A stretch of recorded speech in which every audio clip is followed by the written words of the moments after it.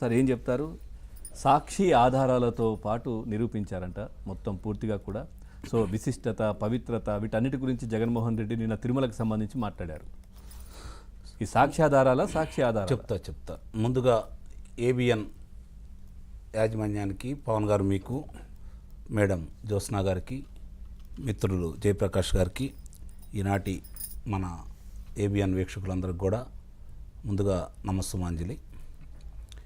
ఇప్పుడు మీకు సాక్షి అన్నారు కదా, ఆయన అన్నారు, మనం కాదు. ఓకే, ఆయన అన్నారా? ఒకప్పుడు అది కాదన్నాడు ఆయన. అంటే సాక్షి ఆధారాలు అనేది సాక్ష్యాధారాలు మీరు కూడా తెలుగు సరిగ్గా వినట్లు సాక్ష్యాధారాలు అన్నాడు.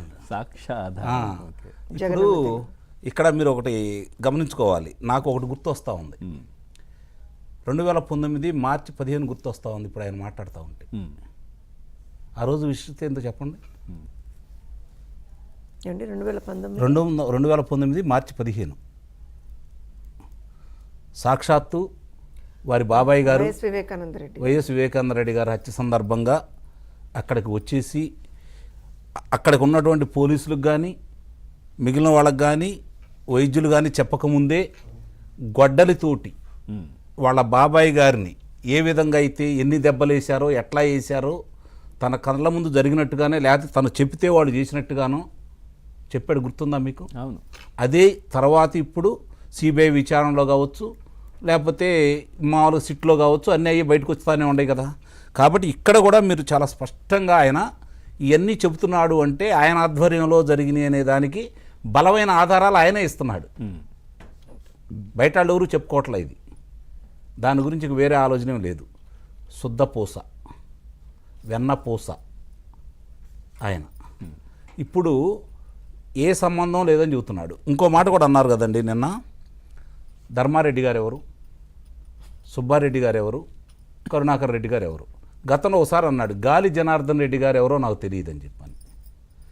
సుబ్బారెడ్డి గారు సోయానా బాబాయ్, ఆయన ఎవరో తెలియదు. అలాగే కరుణాకర్ రెడ్డి గారు మామగారు, అంటే వాళ్ళ తమ్ముడికి మామగారు.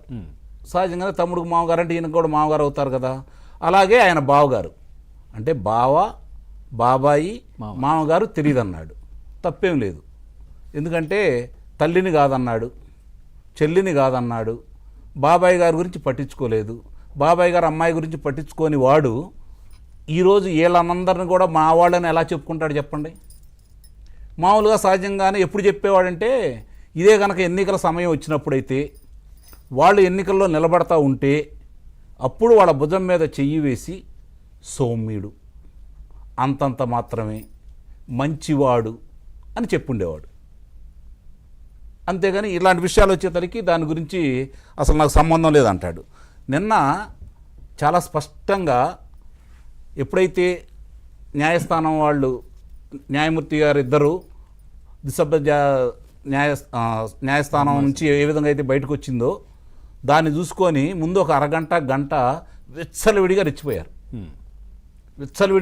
వచ్చిన దానికి సంబంధించి కాదు, నిన్న మొదటగా అదంతా అయిపోయింది. నిన్న కూడా వాళ్ళకు అనుకూలంగా వచ్చినట్టు, చంద్రబాబు నాయుడు గారి చెంపపెట్టన్నట్టు, రాష్ట్ర ప్రభుత్వానికి ఎదురు దెబ్బ అన్నట్టు, వీళ్ళకేమో లాఠీ దెబ్బలు అన్నట్టు.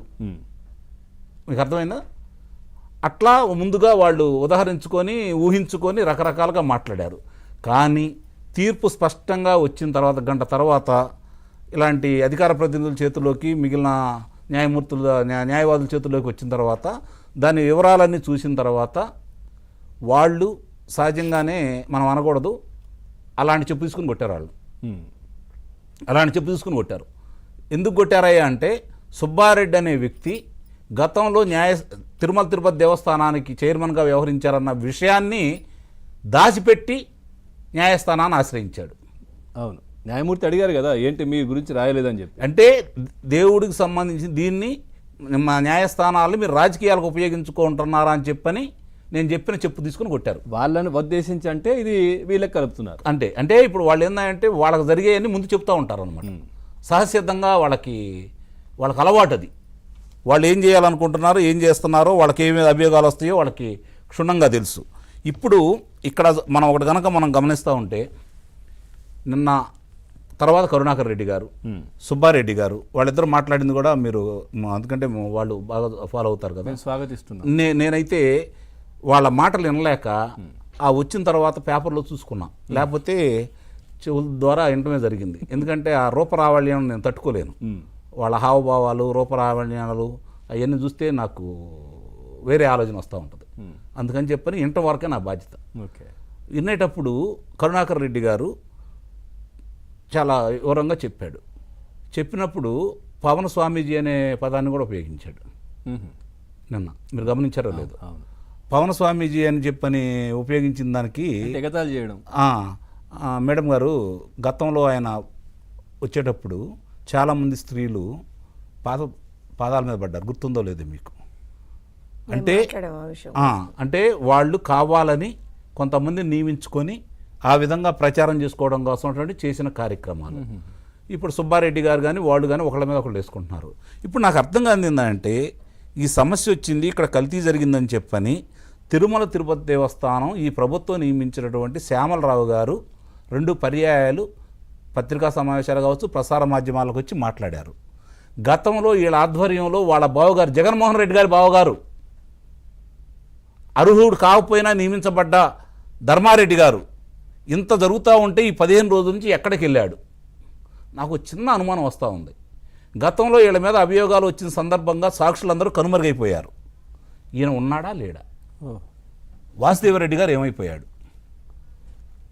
ఇది అనంతకోటి, అంటే దాదాపు ప్రపంచవ్యాప్తంగా ఉన్నటువంటి ఆ ఆపదల ముక్కుల వాడికి, ఏడుకొండల స్వామికి, అనాథ రక్షకుడికి అపారమైనటువంటి భక్తి జనాభా ఉన్నటువంటి ఆ దేవదేవుడికి జరిగిన అపచారానికి సంబంధించినంత వరకు వాళ్ళు ఏదో చెయ్యాలని వాళ్ళ ప్రయత్నం మాత్రం వాళ్ళు చేశారు. వాళ్ళకు ఒక నమ్మకం అంటూ ఉంది. ఎందుకంటే వాళ్ళకి రాష్ట్ర న్యాయస్థానంలో నమ్మకాలు పోయినాయి. అత్యుత్తమ న్యాయస్థానం మీద కొన్ని నమ్మకాలు పెట్టుకున్నారు. గతంలో వాళ్ళకు కొంచెం అనుకూలంగా వచ్చినాయి కాబట్టి అక్కడ బరిగేసుకుంటూ వచ్చారు. మొన్న ఇంకో పదం కూడా ఉపయోగించారు పవన్ గారు. ఏమన్నారంటే, మమ్మల్ని అడ్డుకోవడానికి భారతీయ జనతా పార్టీ వాళ్ళు తిరుమలకి మనుషులను తీసుకొచ్చారు పక్క రాష్ట్రాల నుంచి అని చెప్పి మాట్లాడాడు కదా. ఎవరి సుబ్రహ్మణ్య స్వామి ఏ రాష్ట్రానికి సంబంధించిన వ్యక్తి? ఈ ఏఆర్ ఫుడ్స్ సంబంధించి డైరీ వాళ్ళు ఏ రాష్ట్రానికి సంబంధించిన వ్యక్తులు? తమిళనాడుకి సంబంధించిన వారు. కాబట్టి ఇవన్నీ బయటకు వస్తాయండి నిదానంగా. జ్యోత్స్న గారు ఏం చెప్తారు?